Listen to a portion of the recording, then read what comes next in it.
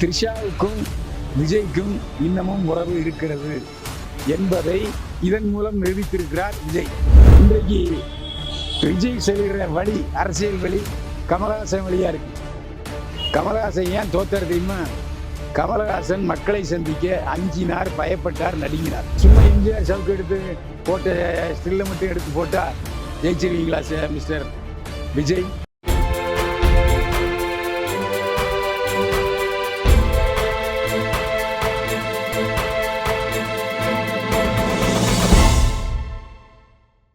என்னை வாழ வைத்துக் கொண்டிருக்கும் யூடியூப் சேனல் நேயர்களுக்கு நன்றியும் வணக்கம்.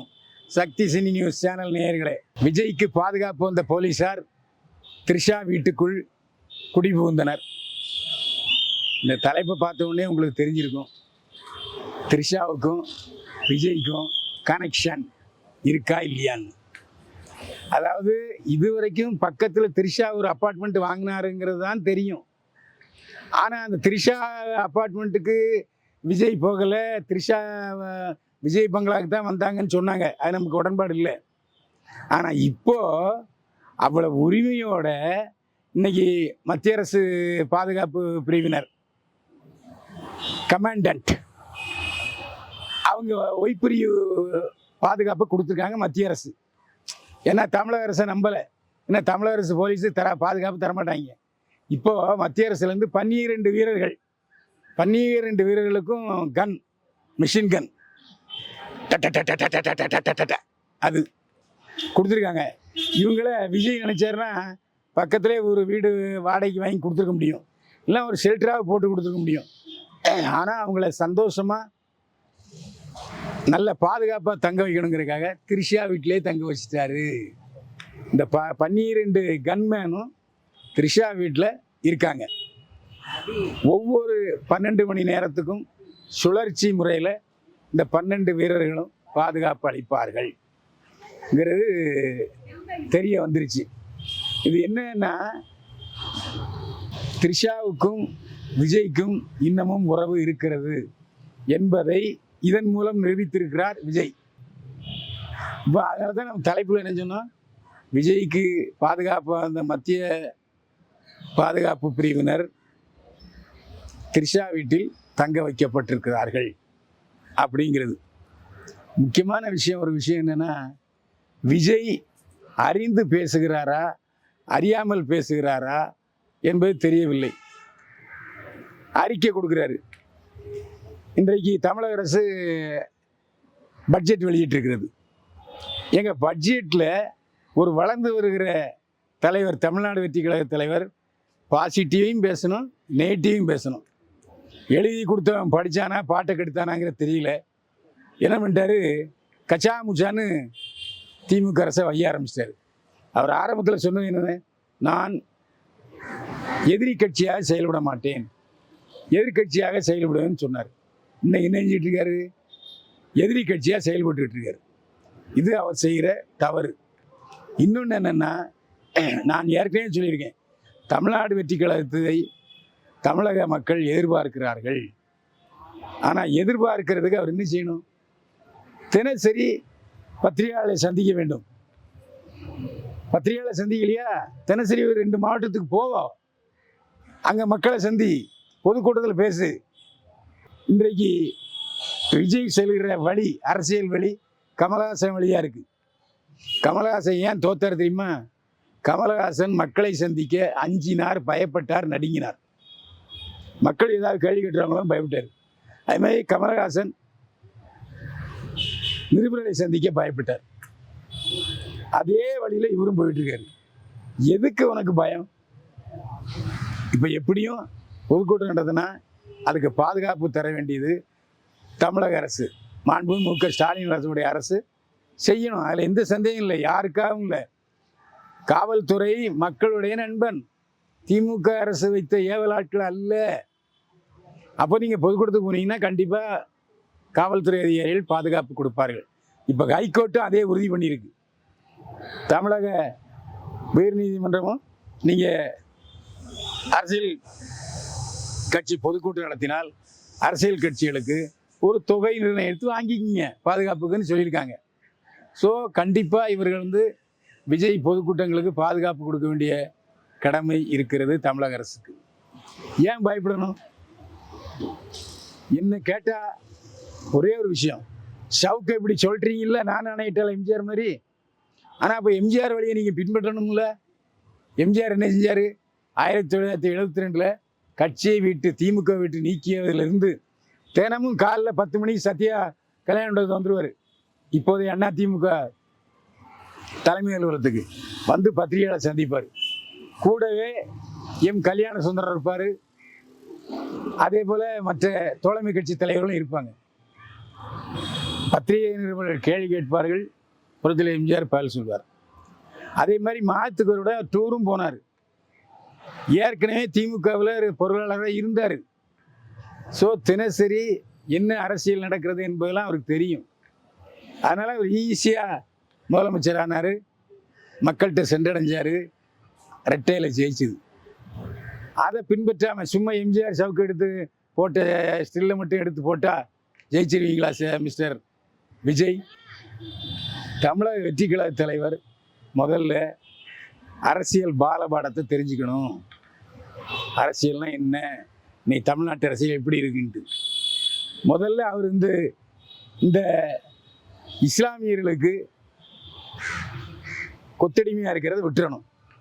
உங்களுடைய மூத்தவர் கேப்டன் விஜயகாந்த் இந்த நமாஸ் போகும்போது அவர் தொப்பி போட மாட்டார். அதான் கேப்டன். ஏன்னா அவர் தன்னுடைய கல்லூரிக்கு ஆண்டாளர்னு பேர் வச்சார். அவங்க அப்பா அம்மா இந்துக்கள், அவர் இந்து கடவுளை கும்பிடுறாரு. இந்து கடவுளாக இருந்தாலும் நான் இஸ்லாமியருடைய நண்பன். அவருடைய நண்பர் இப்ராஹிமும் இஸ்லாமியராக இருந்தார். முதல்ல எம்ஜிஆர் வழியாக பாருங்க, கேப்டன் எப்படி நடந்தாருன்னு பாருங்க. இப்போ ஒன்றும் இல்லை, இன்னைக்கு ஒரு முஸ்லீம் உங்கள் பேரில் கம்ப்ளைண்ட் கொடுத்துருக்கான். யார்? விஜய் மேரில். தேவையா இது? ஆக இஸ்லாமியர்களுடைய ஓட்டு உங்களுக்கு கிடைக்காது என்பது உறுதி செய்யப்பட்டிருக்கிறது. ஏன்னா நீங்கள் குறிப்பிட்ட நேரத்துக்கு போகலை.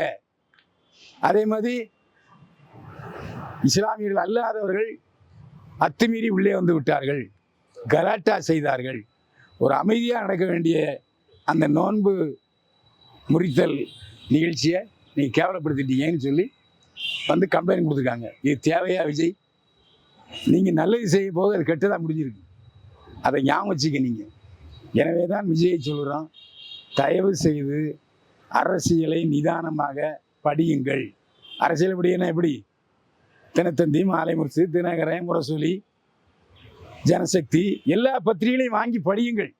முரசொலி என்ன சொல்கிறது, தினத்தந்தி என்ன சொல்கிறது, தினமலர் என்ன சொல்கிறது, பிஜேபி ஆதரவு உள்ள தினமலர் என்ன இதெல்லாம் படிச்சிங்கன்னா தான் எது உண்மைன்னு உங்களுக்கு தெரியும். பத்திரிகை படிக்காமல் எப்படி நீங்கள் அரசியல்வாதி ஆக முடியும்? விஜய்க்கு ஒரு கேள்வி, டயலாகை படிக்காமல் நீங்கள் நடிகராக முடியுமா? டயலாகை படித்தா தானே நீங்கள் அதை எப்படி மாடுலேஷன் செய்யணும், பேசணும்னு உங்களுக்கு தெரியும். பத்திரிகை படிக்காமல் உங்களுக்கு என்ன தெரியுது? நீங்கள் பத்திரிகை படிப்பதில்லை என்பதற்கு நான் பல ஆதாரங்களை சொல்ல முடியும். தயவு செய்து விஜய் அவர்களே, அரசியல் செய்ய வேண்டும் என்று சொன்னால் அரசியலை தெரிந்து கொள்ளுங்கள், பத்திரிகைகளை படிங்க, பத்திரிகைகளை சந்திங்க, பத்திரிகைகளுக்கு பேட்டி கொடுங்கள். அது சில விஷயம் தப்பாக பேசினா கூட தப்பு இல்லை. ஆனால் நீங்கள் பத்திரிகைகளை சந்திக்கிறதுக்கான ஒரு திராணியும் தைரியம் இல்லைங்கிற மாதிரி பேசப்படுது. அந்த பேசப்படுதலை பொய் என்று நிரூபியுங்கள். பொதுமக்களிடம் நெருங்கவே முடியாத சூழ்நிலையை தமிழ்நாடு வெற்றி கழக தலைவர் விஜய் உருவாக்கி கொண்டிருக்கிறார். இது அவருக்கு ஆபத்து. ஏயா அந்த ஆள் பின்னால் 2 குண்டே வர்றான். அப்புறம் விசாரிச்சதில் பார்த்தீங்கன்னா அவங்க துபாயிலேருந்து வந்திருக்காங்க. அவன் யாராக இருந்தால் டொம்முன்னு அடிப்பான். இதைத்தான் இஸ்லாமியர்கள் அந்த வக்பு நிகழ்ச்சியில் சொல்லியிருக்காங்க. அந்த உபவாசம் முடிஞ்ச சமயத்தில் நோன்பு கஞ்சி குடிக்கிற நிகழ்ச்சியில் தப்பாக நடத்தியிருக்காங்க. ஏன்யா ஒன்றைய பார்க்குறதுக்கு வரத்தான் செய்வேன். ஐயா வந்தால் கையெடுத்து கும்பிடு. எனக்கு தெரிஞ்சு நான் நேரில் பார்த்தேன். மைசூரில் ஒரு ரிமோட்டு இடம், அதாவது மலைப்பிரதேசம், அங்கே ஏகப்பட்ட பேர் எம்ஜிஆரை பார்க்குற கூடியிருக்கான். தேயிலை தோட்டம் கண்ட்ரோல் பண்ணவே முடியல. எங்கே பார்த்தாலும் கூட்டம் இருந்துச்சு. எம்ஜிஆர் வந்தார், கையெடுத்து கும்பிட்டு இப்படின்னாரு, எல்லாம் கீழே வந்துட்டாங்க. அந்த சக்தி உங்களுக்கு வேணும்னா நீங்கள் என்ன செய்யணும்னா மக்கள்கிட்ட நேரடியாக பழகணும். தயவு செய்து மக்கள்கிட்ட இடைவெளி விட்டு கொள்ளாதீர்கள். நான் ஒரு நிகழ்ச்சியை ஞாபகப்படுத்த விரும்புகிறேன். சிவகார்த்திகேயன் ஒரு படம் சக்ஸஸ் ஆகிடுச்சு. அடுத்த நிகழ்ச்சி அவருடைய ஆடியோ நிகழ்ச்சிக்கு சத்தியம் ஸ்டுடியோவில், சத்தியம் தேட்டரில் 10 பேரோட வந்தார் குண்டர்களோட. வழியை மறிச்சிட்டேன். சிவா, நீங்கள் எங்களோட ஆள், உங்களை மீறி யாரும் எதுவும் செஞ்சிட முடியாது. பத்திரிகையாளர் ஃபங்க்ஷனுக்கே நீங்கள் வந்து 10 குண்டர்களோட வந்தால் எப்படி அப்படின்னு கேட்டேன். மறுநாள்லேருந்து இதுவரைக்கும் பத்திரிகை சம்மந்தப்பட்ட நிகழ்வுகளுக்கு சிவகார்த்திகேயன் அந்த ஜிம் பாய்ஸை கூப்பிட்டு வர மாட்டார். இப்போ எங்கள் நிகழ்ச்சி எத்தனை நிகழ்ச்சி விஜய் வந்தீங்க, அப்போ இந்த குண்டர்கள்லாம் தேவைப்பட்டார்களா? இப்போ என்ன புதுசாக ஒன்று வர்றது? அது மட்டும் இல்லை, நீங்கள் வந்து ஆதவ அர்ஜுனாவை ரொம்ப நம்புறீங்க. அந்த ஆதவ அர்ஜுனா எப்படிப்பட்டவர் என்பதை நீங்கள் உங்கள் அனுபவத்திலேயே தெரிஞ்சுடுவீங்க. எப்படின்னா, நீங்கள் உங்களுடைய பொதுச் செயலாளர் ஆனந்த் அந்த நோன்பு முறிவு நிகழ்ச்சிக்கு வரல, ஆதவ அர்ஜுனா வந்தார். விஷயம் தெரியுதா? ஒன்று சொன்னால் 9 புரிந்து கொள்ளுங்கள் விஜய் அவர்களே. ஆதவ அர்ஜுனா வந்தவுடனே புஷி ஆனந்த் நைஸாக விலகிறார். ஏன்னா பைசா பணம் 10 செய்யும். ஒரு நிகழ்ச்சி, ஒரு நிகழ்வை இதில் இந்த இடத்துல சொல்கிறேன். வெளியில் பரவலாக பேசிக்கிட்டே இருக்காங்க, அது எந்த அளவுக்கு உண்மைன்னு தெரியல. ஆனால் பேச தொடங்கி விட்டார்கள். ஆனந்தவுடன் என்ற மிகப்பெரிய வேரை புடுங்கி விட்டார் ஆதவ அர்ஜுனா. ஆனந்தவுடன் குழுமத்தில் உள்ள அத்தனை நிறுவனங்களையும் அந்த கட்டிடங்களோடு சேர்த்து 2000 கோடி ரூபாய்க்கு ஆதவ அர்ஜுனா ஆனந்தவுடன் விலை பேசி கொண்டிருக்கிறார். விலை பேசி முடித்து விட்டார், எல்லாம் முடிஞ்சிருச்சு அப்படின்னு சொல்கிறாங்க. ஒரு பத்திரிகை நிறுவனத்தையே சொத்தோடு 2000 ரூபாய்க்கு வாங்குறாருன்னா நாளைக்கு உன் கட்சிக்காரன் எவ்வளோ விலைக்கு வாங்க மாட்டார். உஷாராக இருந்து கொள்ளுங்கள். அதில் இந்த மாதிரி பணக்காரங்கிட்ட ரொம்ப உஷாராக இருக்கும். எம்ஜிஆர் இப்படி 72 யாரையாவது பணக்காரனை சேர்த்துக்கிட்டாரா? எத்தனையோ பேர் கோடிக்கணும் தரேன்னா பணக்காரனை பக்கத்தில் விடவே இல்லை. ஏழைகளின் தோழன் எம்ஜிஆர். அந்த மாதிரி நீங்களும் ஏழைகளின் தோழனாக இருங்கள். ஆதவ அர்ஜுனா வச்சுங்க, ஃபைனான்ஸுக்கு தேவை, அளவுக்கு மீறி ஆட விடாதீர்கள். அவங்க வீட்டிலே சொல்லிட்டாங்க, எங்களுக்கும் ஆதவ அர்ஜுனாவுக்கும் சம்மந்தம் இல்லை, அவர் வேறு நாங்கள் வேறு, பொண்டாட்டி சொல்லிட்டான். இதுக்கப்புறம் நீங்கள் எப்படி நடந்துக்கணும்னு உங்களுக்கு தெரியும். இதுக்கு மேலே நாங்கள் சொல்ல வேண்டியதில்லை. ஏன்னா நான் இன்னும் தமிழக வெற்றி கழக தலைவர் விஜயை மதிக்கிறேன். அவருடைய கட்சி தமிழ்நாட்டில் ஆட்சியில் பங்கு பெறணும்னு விரும்புகிறதுல கோடானி கோடி பேரில் நானும் ஒருத்தன். அந்த அடிப்படையில் நல்லதை சொல்கிறேன். அதாவது நண்பனுக்கு அழகு, நண்பன் தவறான வழியில் போனால் சுட்டி காட்டி பாதையை திருப்புறது. அதைத்தான் நான் செஞ்சுக்கிட்டு இருக்கேன். கேட்கறது கேட்காது உங்கள் இஷ்டம். மணியை அடிச்சிட்டேன், கேட்க வேண்டியது உங்கள் கடமை.